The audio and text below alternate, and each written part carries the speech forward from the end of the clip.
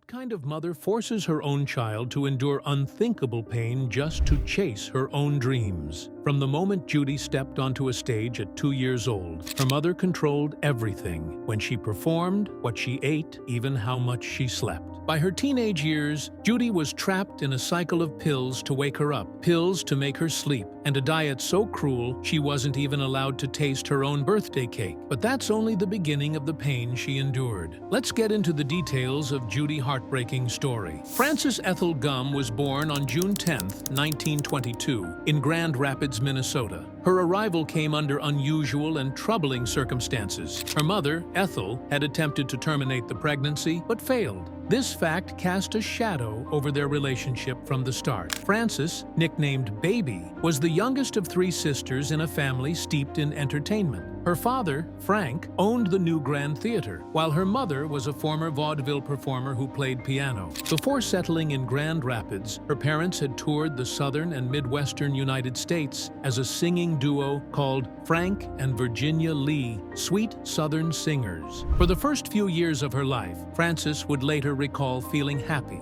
surrounded by her family and the lively world of show business. But this happiness didn't last long, as her mother's relentless ambition began to dominate her childhood. At just 2.5 years old, Frances made her stage debut on December 26, 1924, at her father's theater. Her performance was advertised in the local paper, and on that day, she sang and danced with her sisters. Her solo, Jingle Bells, became an unexpected highlight. She refused to leave the stage, singing the song over and over until her father had to carry her off. Backstage, instead of being upset, she excitedly declared, "I want to sing some more." This moment marked the start of her deep love for performing and the beginning of her mother's tight control over her career. Ethel's demands were harsh. She once threatened Frances, saying, "You get out and sing, or I'll wrap you around the bedpost and break you off short." She forced her daughters to perform even when they were sick and made them work in inappropriate places, like nightclubs that were later raided.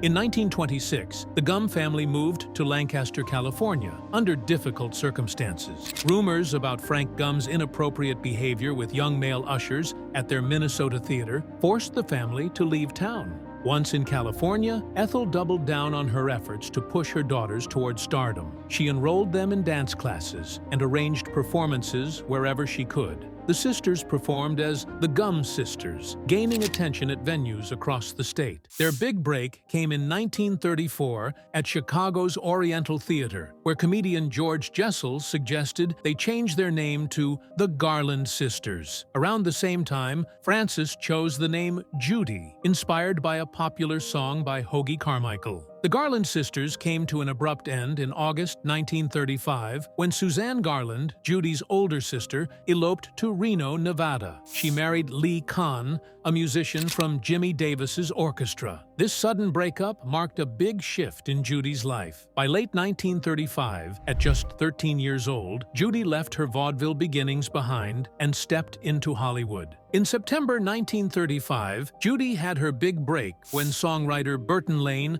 saw her perform at the Orpheum Theater in Los Angeles. Just days later, Louis B. Mayer, head of MGM, invited her to audition. She sang "Zing, Went the Strings of My Heart" and the Yiddish song "Eli, Eli." Mayer was so impressed that he signed her on the spot without even a screen test, offering her $150 a week. But shortly after this major step, tragedy struck. Judy's father, Frank, died of meningitis. His death left her entirely in the control of her mother, Ethel, and the studio. MGM quickly found issues with Judy's appearance. At only 4 feet 11 inches and far from the glamorous image of their other stars, Mayer cruelly nicknamed her his Little Hunchback. Judy was enrolled in the MGM school alongside future stars like Ava Gardner and Elizabeth Taylor. Being surrounded by such stunning peers deeply hurt her confidence. Judy's relationship with her mother grew even more controlling after MGM came into the picture. Ethel Gumm was put on MGM's payroll, tasked with monitoring Judy constantly. This created a suffocating dynamic between mother and daughter. When director Joseph L. Mankiewicz tried to help Judy with her emotional struggles, both Ethel and Mayer shut him down, insisting that all Judy needs is a mother's love. The situation became so toxic that Mankiewicz left MGM entirely. Ethel enforced strict rules, assigning a chaperone to follow Judy everywhere, even to the bathroom. The control didn't stop there. At just 10 years old, Judy's mother began giving her pep pills, or amphetamines, to help her stay thin and energetic. By the time Judy filmed The Wizard of Oz, MGM put her on a brutal schedule. She took amphetamines to keep her energy up during the day, sleeping pills at night, and more amphetamines after just a few hours of sleep. Her diet was restricted to chicken broth and cigarettes. Even on her 16th birthday, Judy wasn't allowed to taste her own birthday cake. The studio cafeteria staff were ordered to serve her chicken broth no matter what she asked for. This exhausting routine continued for years as she juggled rehearsals for one movie while filming another, relying entirely on the pills provided by MGM.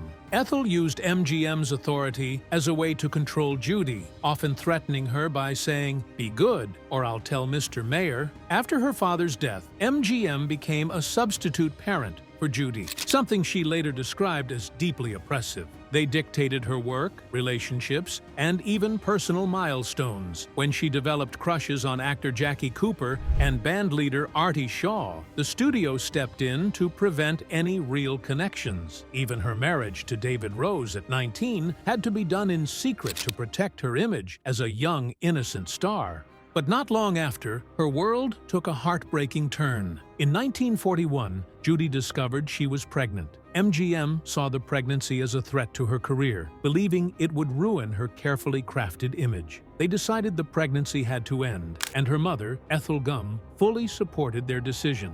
Under pressure from both the studio and her mother, Judy was sent to New York, reportedly under false pretenses. While there, the abortion was arranged and carried out. This traumatic experience left Judy deeply scarred, especially as it happened during a time when she was starting therapy with Dr. Ernst Simmel in an effort to gain some independence. The forced abortion stayed with her for the rest of her life. Meanwhile, they continuously gave her pep pills to keep her energetic. During the filming of Babes in Arms and Love finds Andy Hardy, she was given so many drugs that she worked for 72 hours straight at times. By 1949, she had multiple doctors prescribing her medication, and almost every pharmacy in Hollywood filling her orders. On the set of The Pirate in 1948, her drug use caused severe problems. She would show up either groggy and exhausted or paranoid and hysterical, delaying production repeatedly. All of this took a huge toll on Judy's mental health.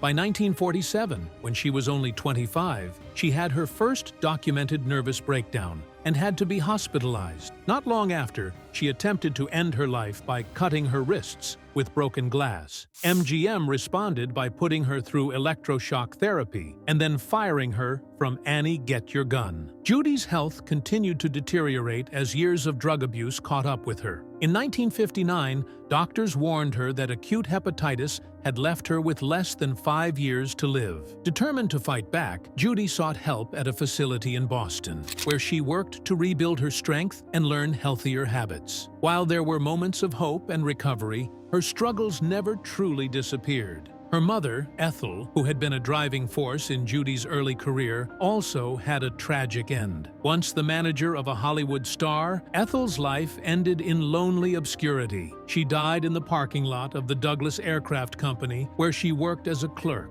Her body lay unnoticed for some time before being discovered, a stark contrast to the glamour of her earlier life. Judy often blamed her mother's controlling nature for much of her own pain, believing it played a role in her struggles. These hardships shaped not only Judy's life, but also her relationship with her children. Her eldest daughter, Liza Minnelli, remembered life with her mother as an emotional roller coaster, describing it as either magical or overwhelming, with no in-betweens. By the age of 12, Liza had taken on the role of her mother's emotional anchor, a burden far too heavy for a child. Judy's second daughter, Lorna Luft, grew up witnessing her mother's battles with addiction.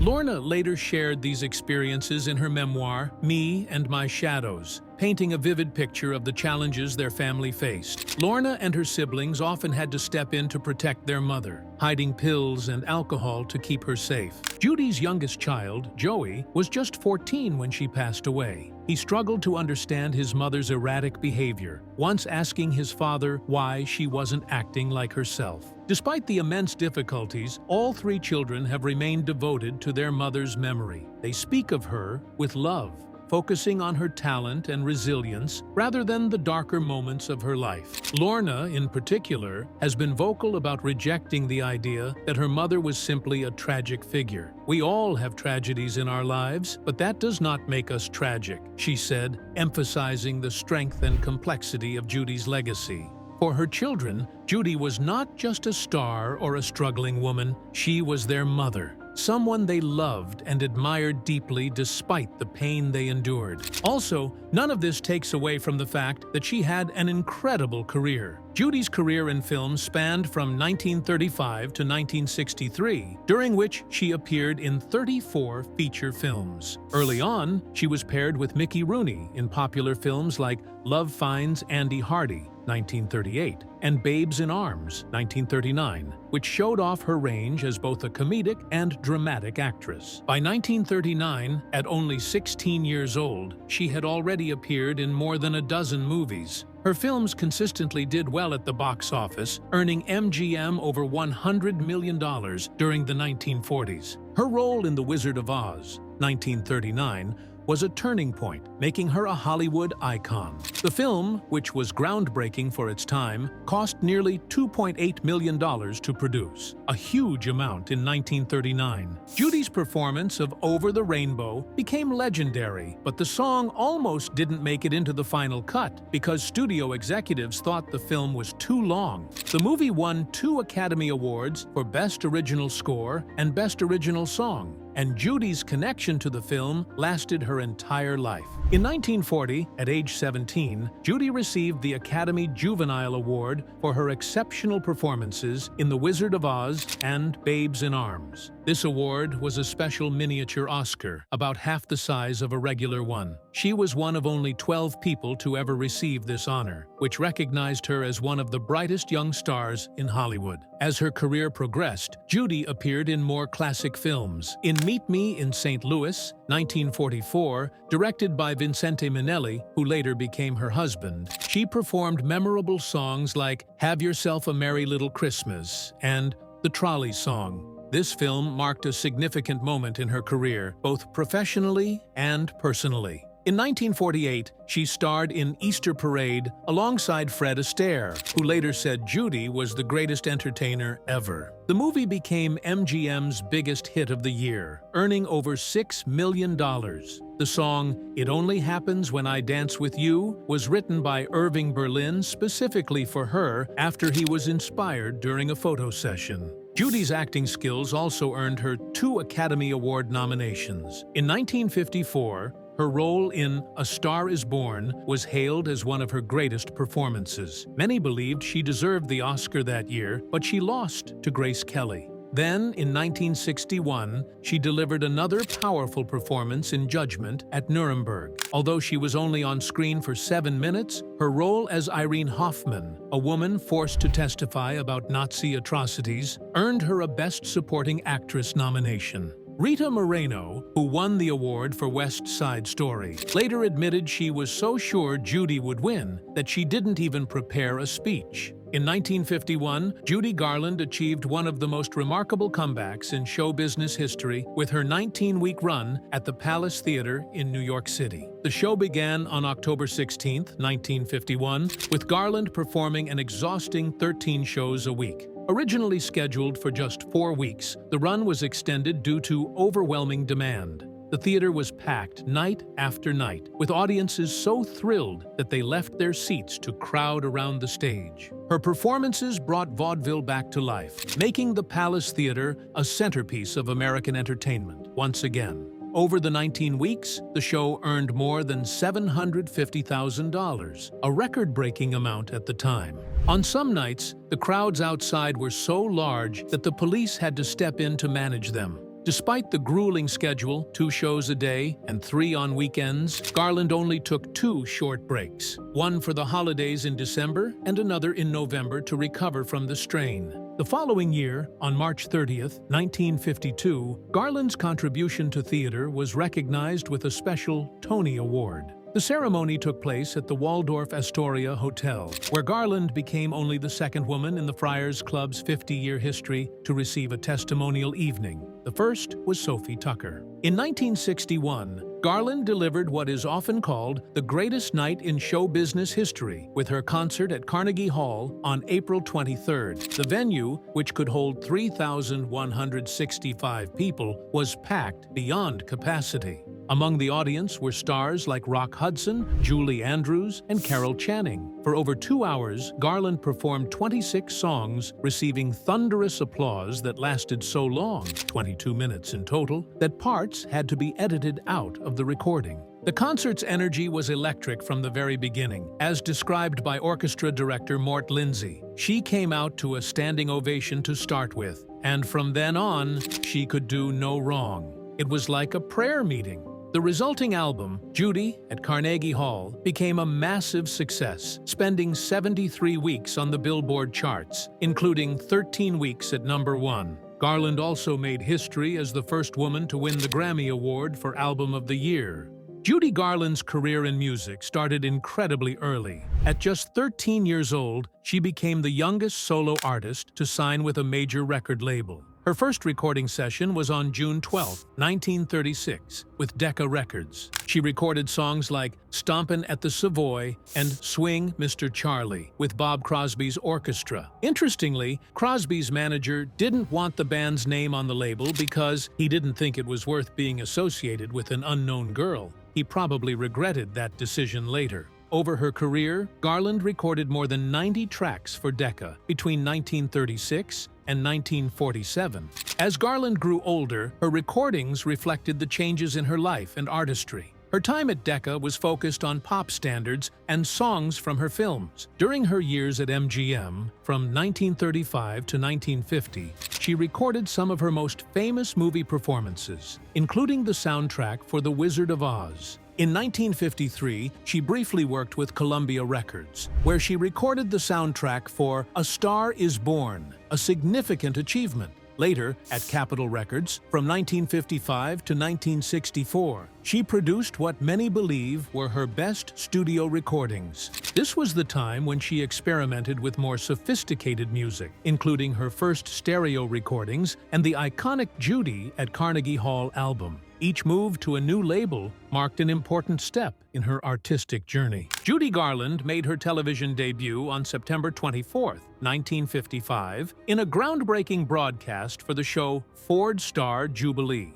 This was CBS's first full-scale color transmission, a major milestone in TV history. The special featured Garland performing for 90 minutes alongside her co-host, David Wayne. She sang 10 songs, including a medley of her famous hits, and the show drew an audience of 40 million people. The success was so impressive that CBS offered her $100,000 per episode to do a weekly series. However, Garland turned it down because she wanted to focus on her concert performances. Years later, Garland took on a major TV project with her own show, The Judy Garland Show, which ran from 1963 to 1964. The series premiered on September 29, 1963, with Donald O'Connor as her first guest. The premiere attracted a star-studded audience, including big names like Lucille Ball, Natalie Wood, Dick Van Dyke, and Clint Eastwood. Over its 26 episodes, Garland performed alongside incredible guests such as Barbra Streisand, Tony Bennett, Lena Horne, Peggy Lee, Count Basie, and even her daughter, Liza Minnelli. Each episode cost around $140,000 to produce, making it one of the most expensive shows of its time. Despite being scheduled against the hugely popular Bonanza, the show gathered a loyal audience and was praised for its intimate performances and creative musical arrangements. Her television specials consistently broke records and set new standards for production value. The Ford Star Jubilee special from 1955 earned CBS its highest ratings for a special at that time. Her 1962 special, Judy, Frank, and Dean, broke records again, becoming CBS's highest-rated special with a 50.3 audience share. Garland's 1960 special featured a 17-minute medley of songs from her films, which required 24 costume changes, all performed live on camera. These productions were incredibly elaborate for their time, with costs reaching as high as $350,000, equivalent to nearly $3 million today.